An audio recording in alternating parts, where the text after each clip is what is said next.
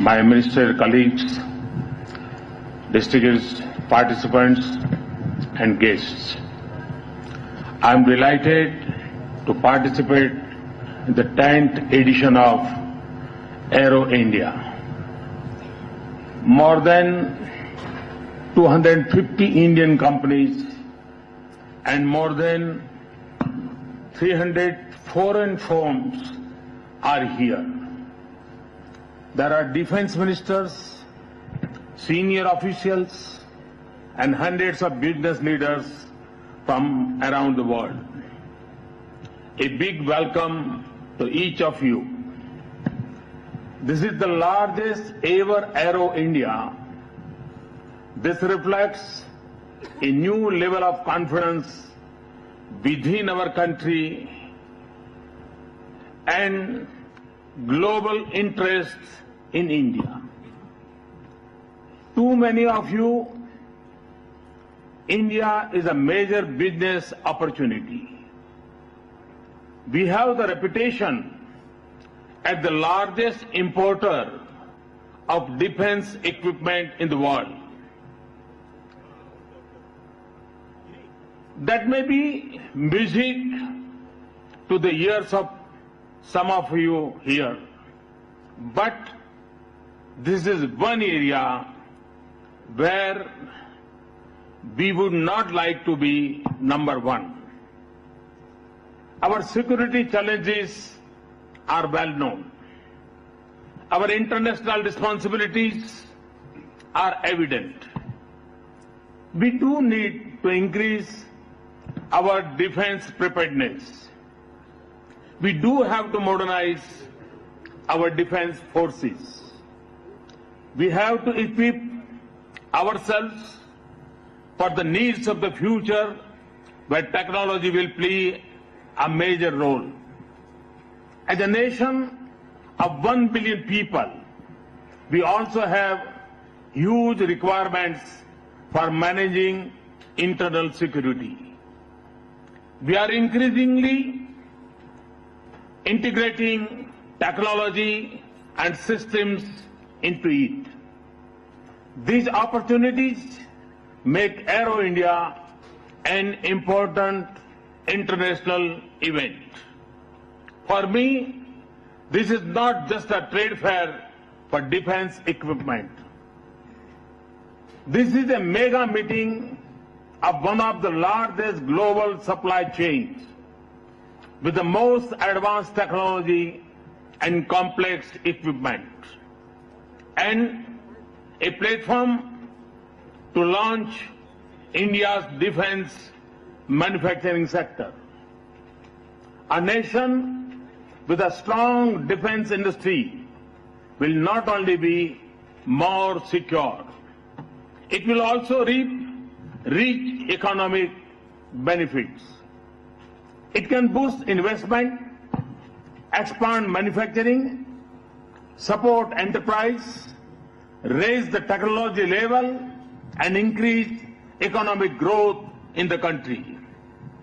In India, the defense industry and the government sector alone employs nearly 200,000 workers and thousands of engineers and scientists. They produce an output of nearly $7 billion annually. It also supports a very large pool of small and medium enterprise. Our defense industry in private sector is still small, but it already employs thousands of people. This is despite the fact that our 60% of our defense equipment continues to be imported, and we are spending tens of billions of dollars on acquisition from abroad. There are studies that show that even a 20 to 25% reduction in imports could directly create an additional 100,000 to 120,000 highly skilled jobs in India. If we could raise the percentage of domestic procurement from 40% to 70% in the next 5 years, we would double the output in our defense industry. Imagine the impact in terms of jobs created directly in the related manufacturing and services sector. Think of the spin of benefits on other sectors in terms of advanced materials and technologies. That is why we are focusing on developing India's defense industry with a sense of mission. This is why it is at the heart of our Make in India program. We are reforming our defense procurement policies and procedures. There will be a clear preference for equipment manufactured in India. Our procurement procedures will ensure simplicity, accountability, and speedy decision making. We have raised the permitted level of foreign direct investment to 49%. This can go higher in the project brings state-of-the-art technology. We have permitted investments up to 24% by foreign institutional investments.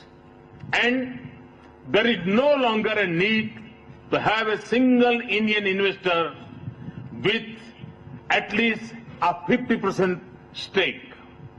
Industrial licensing requirements have been eliminated for a number of items. Where it is needed, the process has been simplified. We are expanding the role of private sector even for major platforms. Our goal is to provide a level playing field for all. We speak in terms of national capacity, not public sector or private sector. Offset system is a crucial instrument to develop and upgrade our defense industry. We have introduced significant reforms in our offset policy. I'm actually aware that it will need a lot of improvements. We will pursue them in consultation with domestic industry and our foreign partners. I want our offset policy not as a means to export low-end products, but to acquire state-of-the-art technology and skills in core areas of priority. Government support for research and development is essential for defense sector, and it should also be accompanied by degree of assurance on purchase. We are introducing a scheme to provide up to 80% of funding from the government for development of a prototype in India. And we are also launching a technology development fund. For too long, our research and development has been confined to government laboratories. We must involve our scientists, soldiers, academia, industry, and independent experts more closely in research and development. Last month, at the Army Day reception, I had asked to meet our officers and soldiers who had made the best innovations in our defense equipment. I was impressed with what I saw. Finally, we have made our export policies clearer, simpler, and predictable. But we will also abide by the highest standards of export controls and international responsibility. We will expand our exports, but we will ensure that our equipment and technology do not fall into the wrong hands. India's record in this area has been impeccable and it will remain so. I am pleased with the positive impact of our policies. Indian private corporations have responded with enthusiasm. There is new excitement in our small and medium-scale sector. Many of the biggest global firms are forming strategic partnership in India. Some of them have already begun using India as part of their global supply chains or engineering services. In September 2014, Dynamic Technologies and its collaborator Boeing inaugurated a plant in India to manufacture a critical parts of Boeing helicopter that is sold globally. I understand that it was done a day after Make in India was launched. I am pleased to learn that the first set of parts is ready for shipment today. But we still need to do more. We have to further reform our acquisition and approval processes. We must indicate a clear roadmap of our future needs. This must take into account not only new technology trends, but also the nature of future challenges. We must pay attention to developing supply chains with emphasis on innovation. We must bridge the gap between prototype development and quality of production. We must develop a financing system suited to the special needs of this industry. It is a market where buyers are mainly governments. The capital investments are large and the risks are high.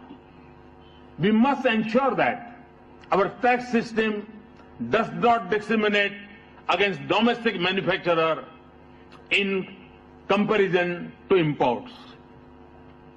More broadly, our defense industry will succeed more if we can transform the manufacturing sector in India.